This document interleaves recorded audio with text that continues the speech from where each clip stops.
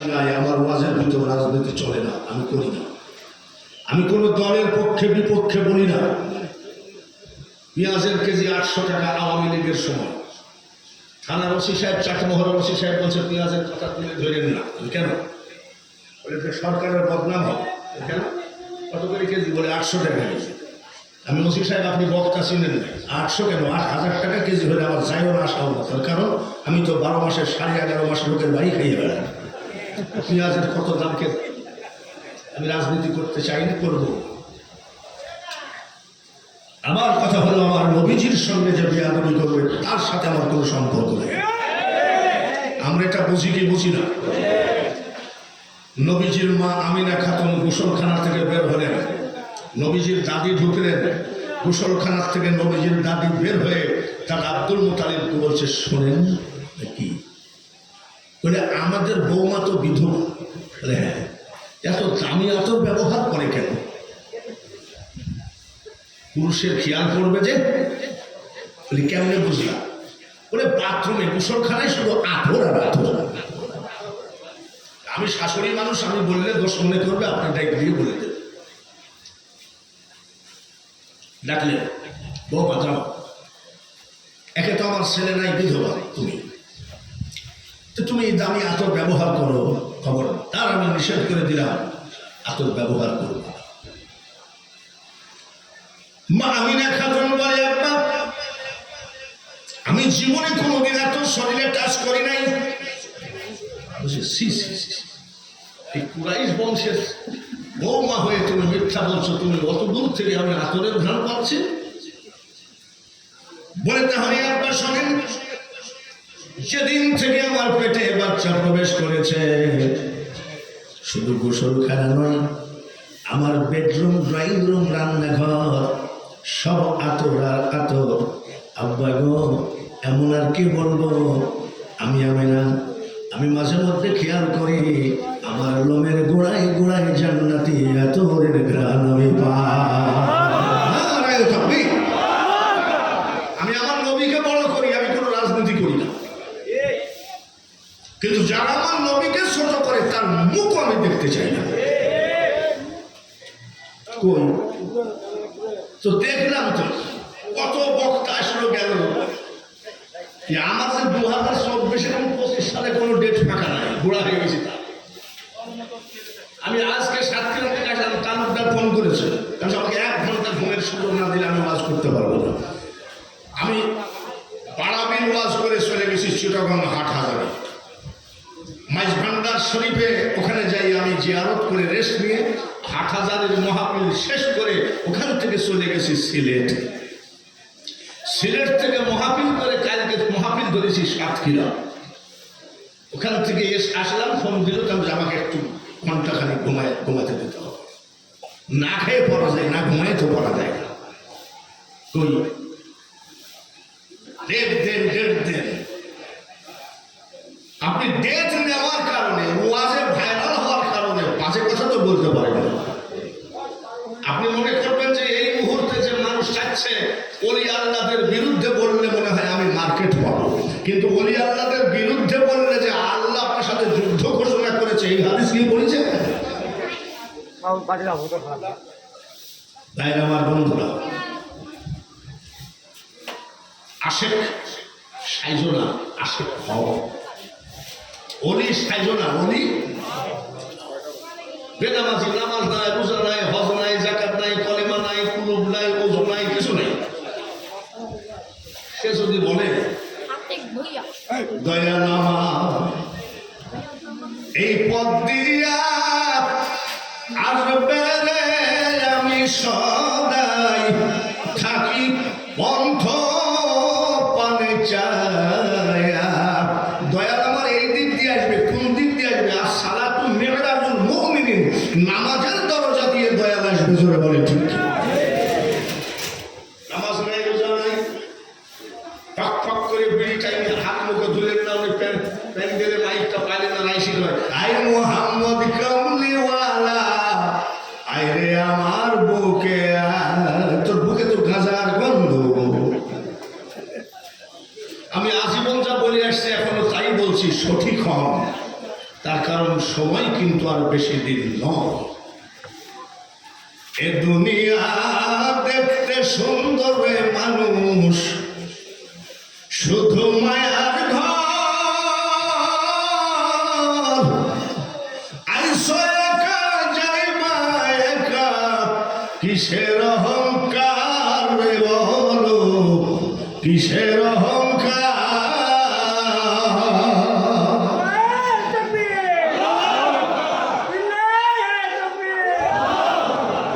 বাবাজিরা, 5 বার সাপে কামড়াইছে হযরতে আবু বকর সিদ্দিক রাদিয়াল্লাহু তাআলা আনহুকে। তিনি খালি আল্লাহকে আরজি দিয়েছেন, আল্লাহ আমি যেন রানের পরে যে মাথা আছে আমার দয়ার নবী,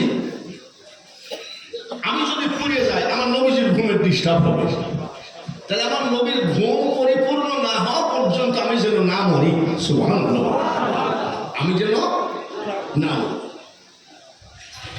5 বার সবল দিয়েছে। আর তালু থেকে মাথার চান্দি পর্যন্ত রগের রিসার ভিতরে সাপের বিষের যন্ত্রণায় তাও তিনি পড়ে যাচ্ছেন, আবার নবীর ঘুমের ডিস্টার্ব হবে দেখে পড়েন নাই। এমন আশেক যিনি, আবার আশেক অতিরিক্ত আশেক হওয়া ভালো না। আমার এক ভক্তকে ভেড়াতলা স্টেশনে ব্রিফকেসটা মাথায় দিয়ে শুয়ে আছে, গাড়ি আসবে ফজরের নামাজের একটুখানি আগে, আমি গাড়ি আসলে দেখে দিল।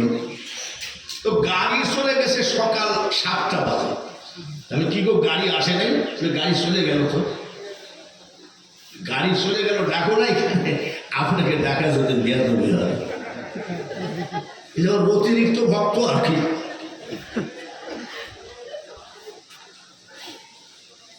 ভাইয়ের আমার, হাসে খোয়েন না, আসে ভিতরে গিবদে ভরা, গিবদে ভরা, ভিতরে নাপাক জঙ্গল ভর্তি হয়ে গেছে। আপনি এই মানুষটার কাছে কেন খুলনায় যাবেন? উনি কিন্তু এই ছোটখাটো পীর না, উনি হলেন হযরত ওয়াজেদ আলী মেহেদিবাগের আওলাদ, তাই না? হ্যাঁ, চিন্তা করে আমি ওনার মাজার জিয়ারত করেছি। আমি যখন কলকাতায় এই শুধু ওয়াজেদ আলী যাই দেখছি, এনায়তপুরে যাই দেখছি ওয়াজেদ আলী, ওয়ারিস আলী এইসব মুনাজাত করে। আমি আমার মামুনকে ফোন করলাম ওইখান থেকে, যে মামুন এই ওয়াজেদ আলী মেহেদিবাগের রওজা পাঠ কোথায়? কলকাতা থেকে। তো মামুন বলল যে চাচা গোবরা গোরস্থান বলে মানিকতলা গেলাম, যাই দেখি হযরত সুফি ফতেহ আলী শাহ রহমতুল্লাহের মাজার। ওখান থেকে জিয়ারত করে ওই গোরস্থানের মাঝখান দিয়ে যাই, একটু জায়গায় যাই হযরত ওয়াজেদ আলী মেহেদিবাগ রহমতুল্লাহ সেই আওলাদ। এনার কাছে আমরা কেন যাব?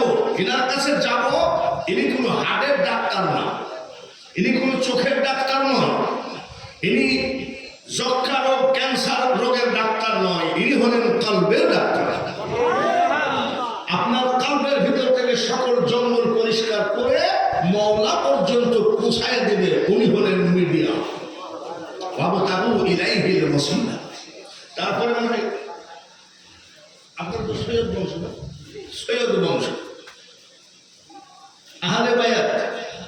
সেদিন এক মুফতি সাহেবকে জিজ্ঞাসা করছি আহলে বায়াতকে মানেন? বলে আমরা যা কোরআনে নাই তা মানি না। আমি পাগল কইবে, ইন্নামা ইউরিদুল্লাহু লিইউযহিবা আনকুমুর রিজসা আহলি বাইতি ওয়া ইউতাহহিরুকুম তাতহীরা। এই কথাটা কার? মুফতি সাহেব বলে কোরআনে আহলে বাইত পাই নাই। এসব বাদ দিয়ে একটু সঠিক সুন্দরভাবে কিভাবে আল্লাহ পাওয়া যাবে সেই রাস্তাটা আমাদের করতে হবে।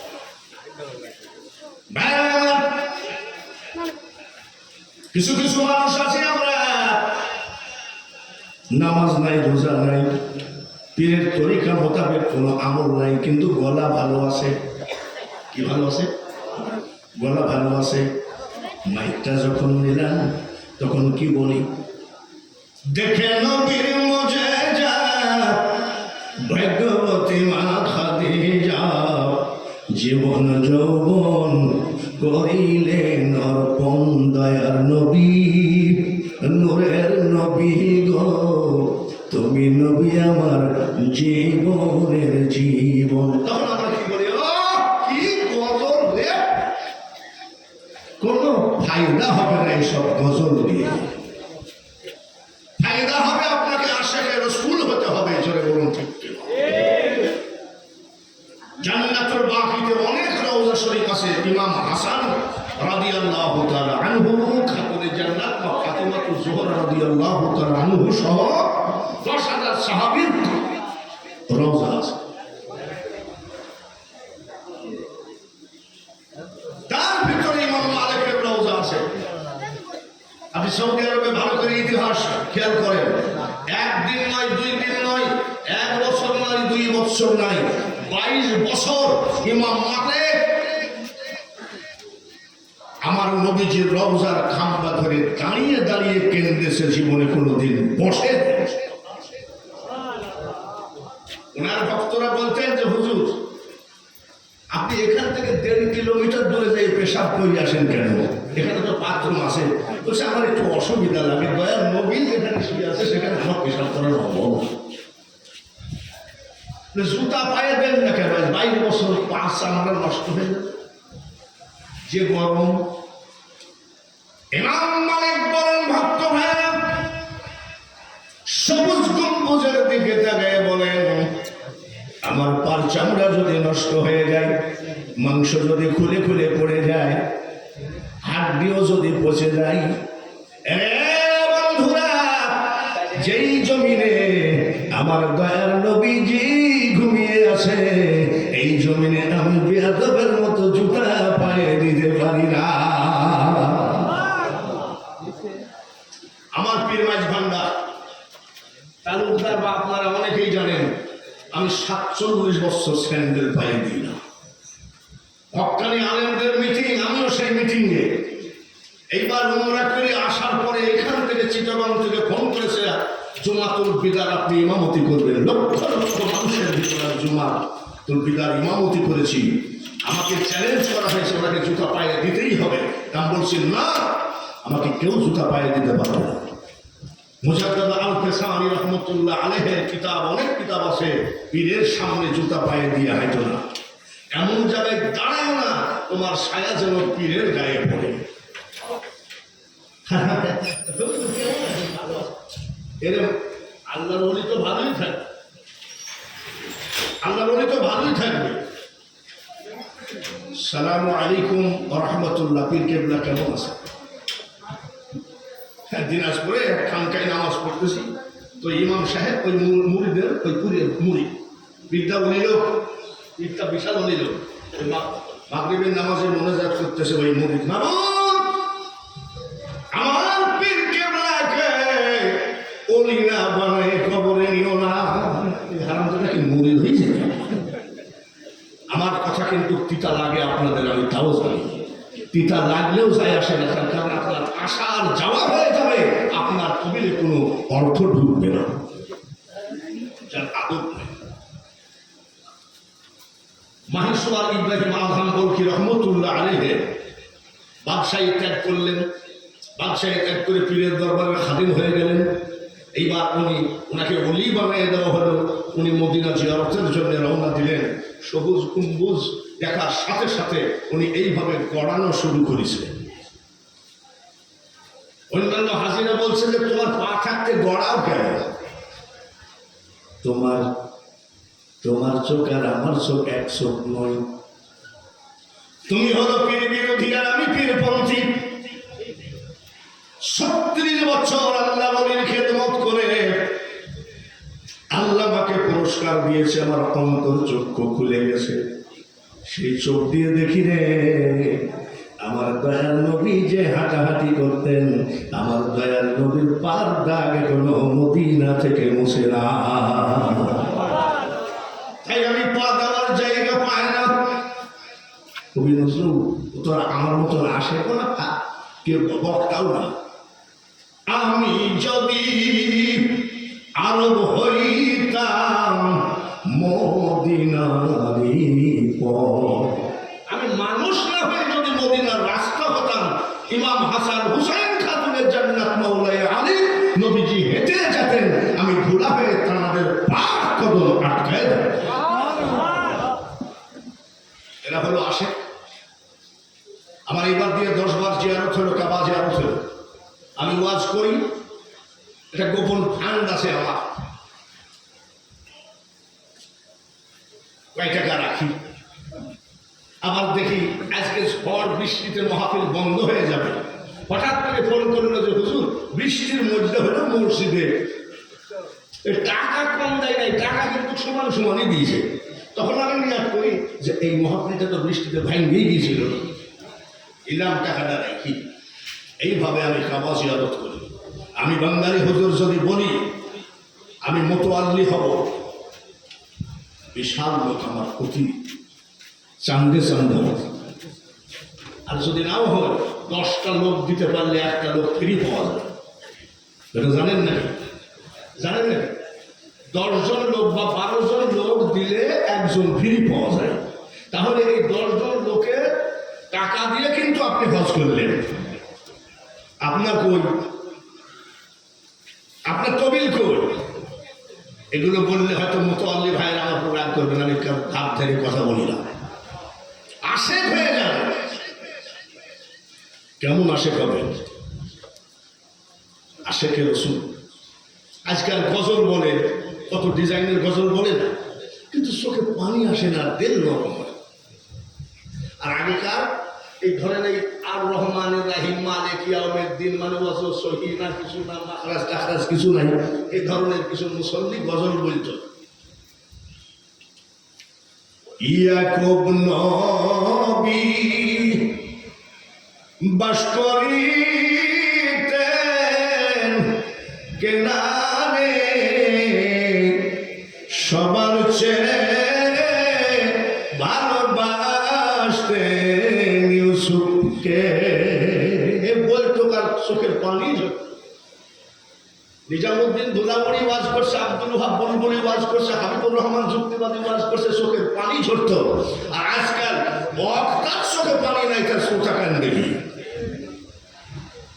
আমাদের ওখানে সুন্নি ইমাম লাগলে আমাকে বলে যে হুজুর আমাদের মসজিদে একটা সুন্নি ইমাম দিয়ে, সুন্নি আলেম পাওয়া মুশকিল, সুন্নি মাদ্রাসা কম। তবে ঠিক আছে, দেখি যে দুরুদ কিয়াম করে না, এরা এসে হুজুর ইমামতির আমাকে দিলে হতো না, তার জন্য দুরুদ কিয়াম করা লাগবে, মুনাজাত করা লাগবে। আপনি বুজুর্গ মানুষ, একটু করলে করলাম,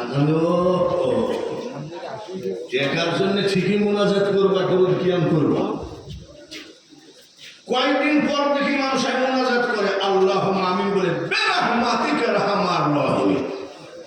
আর ভিতরে কি দোয়া খায়ের কিছু নাই। আসসালামু আলাইকুম ওয়া রাহমাতুল্লাহ, আসসালামু আলাইকুম ওয়া রাহমাতুল্লাহ, মুনাজাত করে আল্লাহুম্মা আমিন বিরহমাতিকা আরহামার রাহিমিন। একটা লোক বলছে হুজুর এটা কোন মুনাজাত? আমি এটা ইমামতি ঠাকাইনের জন্য মুনাজাতটা করে। একটা একটা করে তরিকতের মাহফিল শুরু করি। বড় পীর আব্দুল কাদের জিলানীর বয়স মাত্র 4 বছর। ধরে বলেন কয় বছর? এখন আর অন্য কোনো কথা নাই, তরিকতের ভিতর দিয়ে চলে যাবে। তরিকতের ভাইয়েরা শুনেন, ওনার মা মাদ্রাসায় পড়তে দিলে ওস্তাদজি পড়ায়, হাফেজি শেষ করাই দেয়। মা বাড়ি গেলেন, এই ওস্তাদ বলতেছে তোমার নাম কি? বলে আব্দুল কাদের। বলে পড়ো আউযু বিল্লাহি মিনাশ শাইতানির রাজিম। বলে হুজুর ওটা আমি জানি। পড়ো বিসমিল্লাহির রহমানির রহিম। বলে হুজুর ওটা আমার মুখস্থ আছে। পড়ো আলহামদুলিল্লাহি রাব্বিল আলামিন। বলে হুজুর সূরা ফাতিহা আমার মুখস্থ আছে। পড়ো আলিফ লাম মিম যালিকাল কিতাবু লা রাইব ফীহ। বলে হুজুর এগুলো আমার মুখস্থ। উস্তাদ বলে আব্দুল কাদের কত পারা পর্যন্ত মুখস্থ? কত পারা? উস্তাদজি 18 পারা পর্যন্ত মুখস্থ। করে বলেন বয়স কত? উস্তাদ কয়ে না মানুষ না জিন, এই বয়সে 18 বাজাও। দোষে পাক বাড়ি গেলেন, মা জিজ্ঞাসা করে চলে আসে না কেন বাবা? বলে বাবা উস্তাদ ছুটি দিয়েছে। বলে বিয়া তুমি করো নাই তো? বলে না। বিকাল বেলায় উস্তাদ হাজির। সুবহানাল্লাহ। আসসালামু আলাইকুম ইয়া আহলাল বাইত। বাড়ির ভিতরে কি আছেন? সালাম নেন। মা জননী কয় ওয়া আলাইকুম আসসালাম। আপনি কে গো? আমি আব্দুল কাদিরের মা। কোনো পুরুষের সামনে যায় না। আব্দুল কাদেরের মা কোনো পুরুষের সামনে যায় না। ইনি হলেন তরিকতের একজন মা। বলেন মা, আমার সামনে আসা লাগবে না, আপনি শুধু বলেন। বলে আপনি কে? বলে আমি আপনার ছেলে আব্দুল কাদেরের উস্তাদ। বলে কেন আসছেন? বলে না গো, আপনার ছেলেকে যে আপনি হাফিজে পড়তে দিলেন, আপনার ছেলে তো 18 পারা মুখস্থ। মা জননী বলতেছে উস্তাদ জি ঠিকই বলেছেন। পর্দার আড়ালে যেসব মা বোনেরা মাইকের দিকে খেয়াল শোনেন কি বলছে। কোন পুরুষের সাথে দেখা করে না। 1 2 নম্বর, মাদ্রাসায় পড়তে দিলেন না, তাহলে 18 পারা মুখস্থ হলো কি? উস্তাদ জি, আমার আব্দুল কাদেরকে যখন আমি ঘুম পড়াতাম, 1 পারা কোরআন শরীফ শোনায় ঘুম পড়াইছি। ঘুমের মধ্যে শুনে শুনে মুখস্থ করে ফেলেছে। ও মা শাশিরা, আপনাদের জন্যও তরিকত, তা না হলে রাবিয়া বসরি এত বড় তাপসী হয়ে গেল কেন? কিন্তু আমার কথাগুলো আপনাকে প্রেমের ভিতরে নিয়ে আমল করতে হবে। 1 পারা মুখস্থ শোনায় ছেলেকে ঘুম পড়াইছেন, তিনি হলেন গৌসে পাকের মা। আর আপনি সবে বরাতে ছেলেকে সারা রাত জাগতে দিলেন না, রমজান মাসের রোজা থাকতে দিলেন না ছেলেকে, যে আপনার তোমার সামনে পরীক্ষা, শরীর খারাপ হবে। অথচ ঠিকই ছেলেকে সঙ্গে করে আপনি সারা রাত সিনেমা দেখাচ্ছেন। মাসাসিদের কাছে অন্যায় বিনয় করে বলি, আপনিও অলি হবেন যদি অলির মার মতো নীতি আপনার থাকে। কত পারা মুখস্থ? বয়স কত? কম করে বলছে, মা আমি তো তোমার কাছ থেকে শুনে মুখস্থ করি নাই। বলে কেমনে মুখস্থ করি? বলে আমি তো ঘুমাইছি, ঘুমের মধ্যে আমি শুনি নাই। মুখস্থ করলি কেন? আম্মা, আমি আব্দুল কাদের যখন পেটে ছিলাম, মা গো,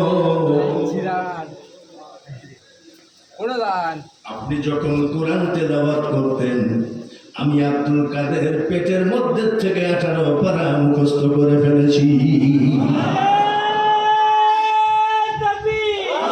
পৃথিবীতে যত আল্লাহ ওলি এসেছেন, পৃথিবীতে যত আল্লাহ ওলি এসেছেন, অনেক ওলি মাদার জাত আউলিয়া, সেটা হলো গৌসে পাক মাদার জাত আউলিয়া।